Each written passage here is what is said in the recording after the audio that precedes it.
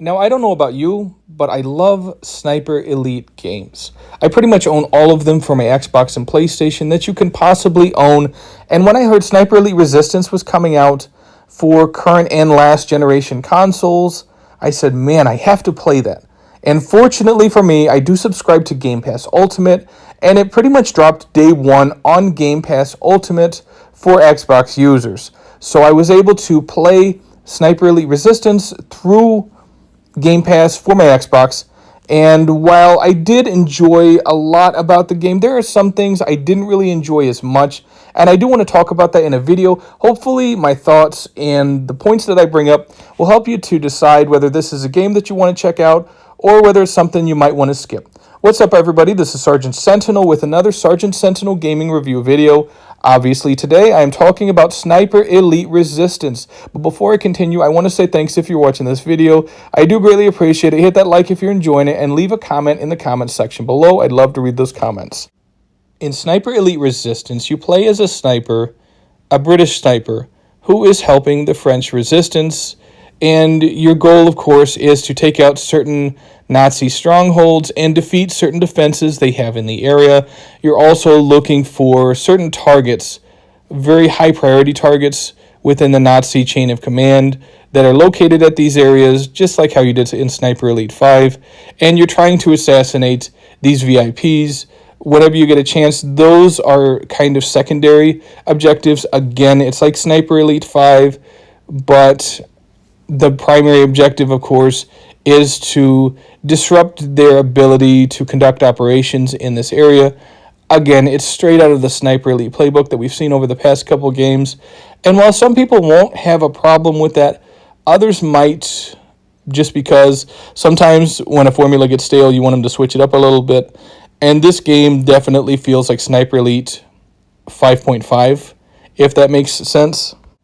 Now, something else I wanted to point out was that, have you ever seen those big Hollywood franchises that start out and their first entry is a huge action superstar like The Rock or Arnold Schwarzenegger or Jean-Claude Van Damme or something, and then because they can't secure them for the sequel, they go with a lesser-known actor? That's what this feels like. It feels like Carl Fairburn and his agent were like, no, you know what? I'm good. I don't want to make Sniper Elite Resistance. Instead, I'm going to go make romantic comedies on the Hallmark Channel. That's kind of what this feels like. And because of that, it feels like this is a lesser experience just a little bit because you don't have Carl Fairburn, that essentially the entire Sniper Elite franchise over the past 4 games, I believe, has been built around. So yes, this is a spin-off, and you can say, well, it's not supposed to be Carl Fairburn, and it happens during the events of Sniper Elite 5, but to be honest, I would have enjoyed this, I think, a lot more if it would have been a Sniper Elite with a different sniper where you're maybe taking out targets in Japan, because if memory serves me correctly, there were different characters that were working with the Nazis in Sniper Elite 5 that you had to take out as part of some missions. And it kind of leaned towards, hey, you know what, now we have Japanese characters in this. So if they would have done some type of Sniper Elite spinoff where you play as a character who's worked with Carl Fairburn before, but he was dispatched to Japan, to mainland Japan, and he's basically sniping and working through the same way, I think that would be a good way to do a spinoff. If you had it in an area where Carl Fairburn hasn't necessarily operated yet, like in Japan, I think that would be a great way to take this franchise in a spin-off direction rather than have the sniper basically sniping in the same locale as the last game. And like I said, it feels like Carl Fairburn wasn't available to play the role, so they got some lesser-known actor. That's what this feels like.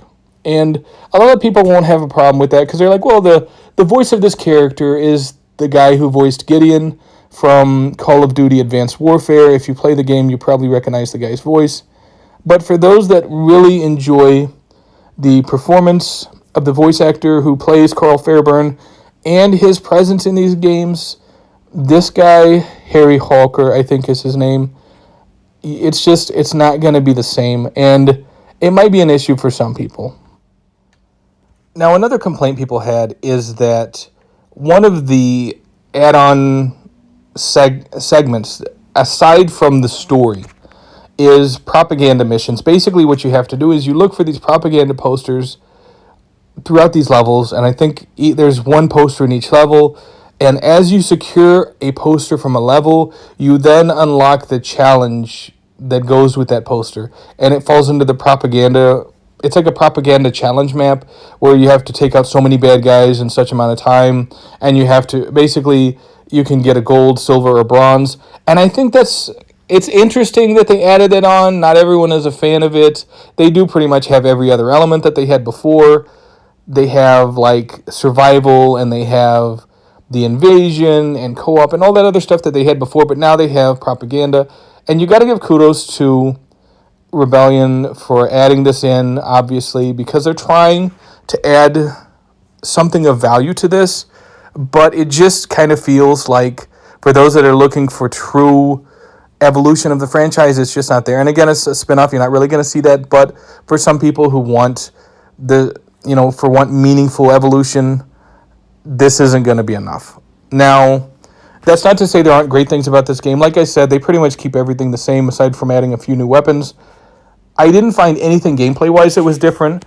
And so if you enjoyed Sniper Elite 5 and you don't mind Carl Fairburn not being a part of this, you're not really going to mind that too much. And like I said, the gameplay is still sound. It's solid. It is a little more difficult noticeably, but once you get used to how these maps are designed and really relying on stealth for some portions of these maps, it's going to help you survive, and I think you're going to have a really enjoyable experience with this game. Right now, I believe the asking price for this game is $60. And is it worth it? I think if you enjoy the Sniper Elite games, it's worth it.